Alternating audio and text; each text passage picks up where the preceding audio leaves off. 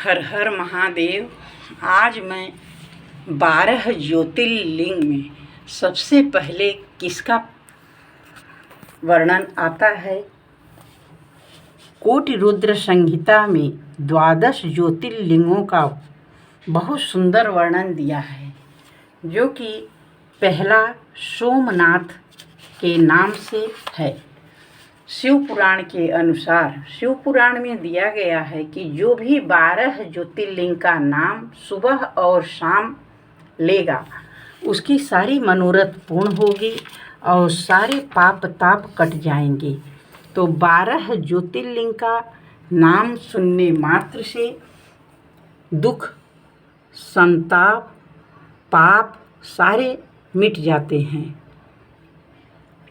पहला सौराष्ट्र में सोमनाथ हैं, श्रीशैल पर मल्लिकार्जुन हैं, उज्जैनी में महाकाल, ओमकार तीर्थ में परमेश्वर, हिमालय के शिखर पर केदार, डाकिनी में भीमशंकर, वाराणसी में विश्वनाथ, गोदावरी के तट पर त्रयंबक, चिताभूमि में वैद्यनाथ, दारुका वन में नागेश, सेतुबंध में रामेश्वर तथा शिवालय में घुश्मेश्वर का स्मरण जो प्रतिदिन प्रातःकाल उठकर इन 12 नामों का पाठ करता है वह सब पापों से मुक्त हो संपूर्ण सिद्धियों का फल प्राप्त कर लेता है। तो जैसा कि शिव पुराण में ये वर्णन है कि प्रथम ज्योतिर्लिंग सोमनाथ का प्रादुर्भाव की कथा और उनकी महिमा।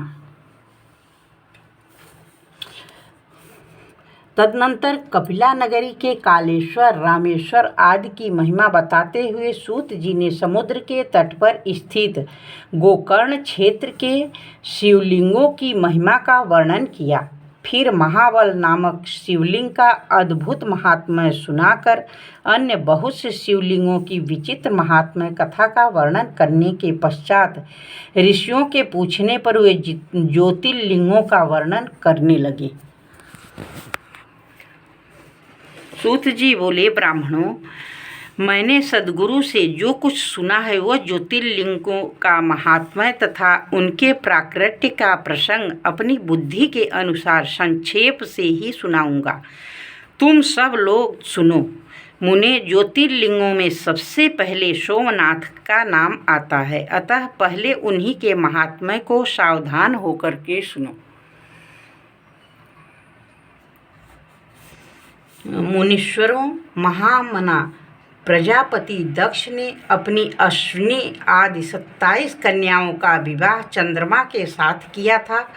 चंद्रमा को स्वामी के रूप में पाकर वे दक्ष कन्याएं विशेष शोभा पाने लगी तथा चंद्रमा भी उन्हें पत्नी के रूप में पाकर निरंतर सुशोभित होने लगी। उन सब पत्नियों में भी जो रोहिणी नाम की पत्नी थी, एकमात्र वही चंद्रमा को जितनी प्रिय थी उतनी दूसरी कोई पत्नी कदापि प्रिय नहीं हुई।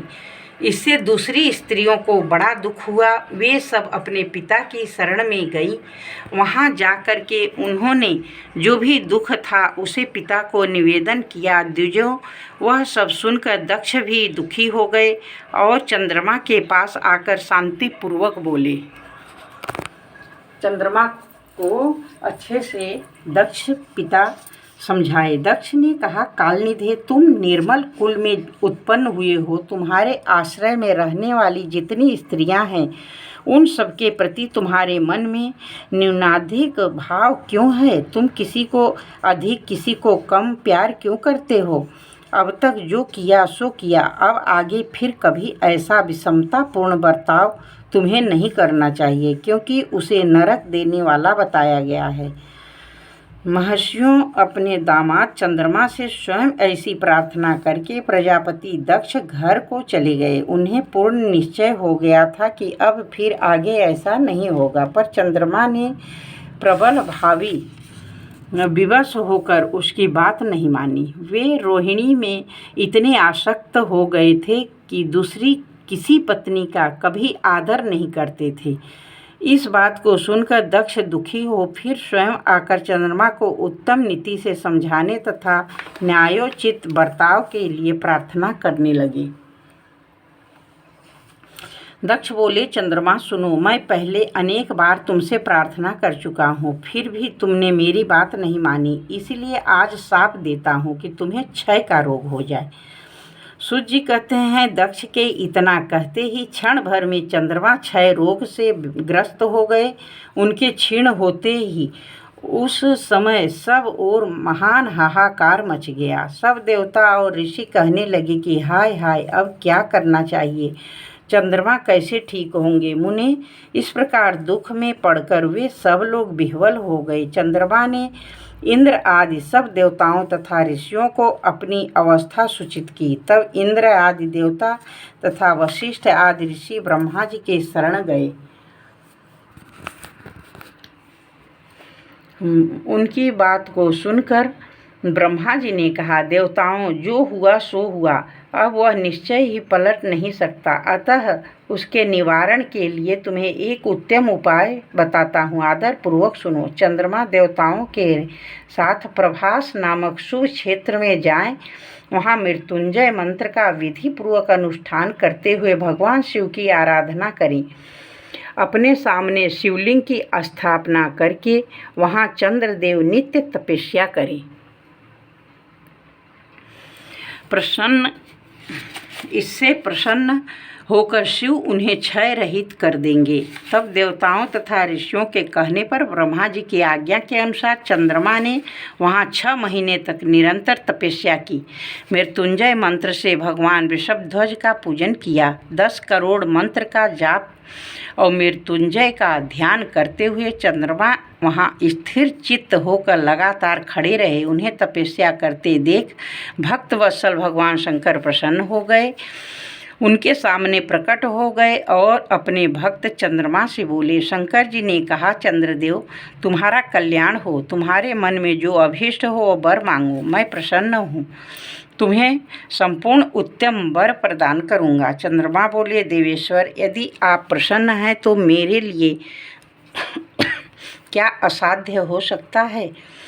तथा प्रभु शंकर, आप मेरे शरीर के इस क्षय रोग का निवारण कीजिए, मुझसे जो अपराध बन गया हो उसे क्षमा कीजिए। शिव जी ने कहा, चंद्रदेव, एक पक्ष में प्रतिदिन तुम्हारी कला क्षीण होगी और दूसरे पक्ष में फिर वह निरंतर बढ़ती रहे।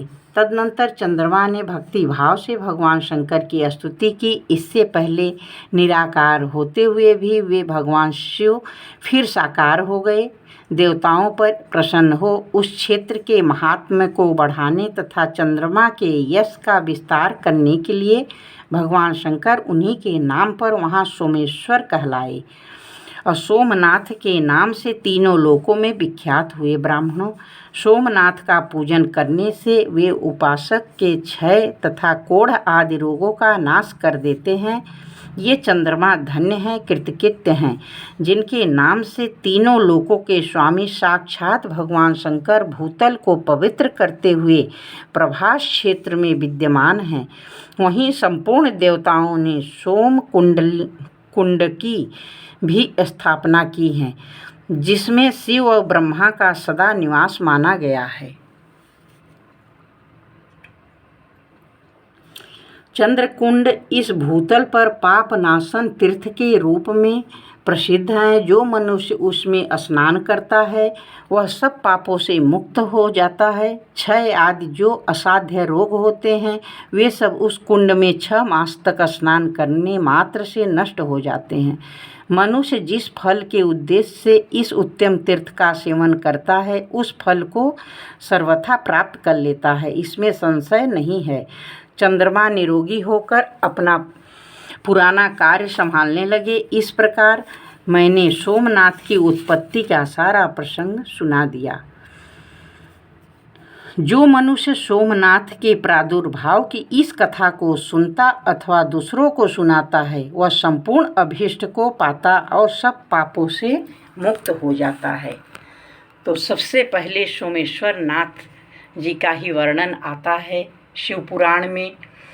तो इसको प्रेम सहित अगर आप लोग सुनेंगे वीडियो को आप लोग चालू करके सुनेंगे तो उतना ही फल की प्राप्ति होगी जो पाठ करता है उसके बराबर। इसलिए इस सोमनाथ प्रादुर्भाव का महात्म्य जरूर सुने, सारे पाप ताप मिट जाएंगे, मनोरथ का जितना भी मनोकामना है वो पूर्ण हो जाएगी। बोलिए हर हर महादेव शंभो, काशी विश्वनाथ बाबा की जय।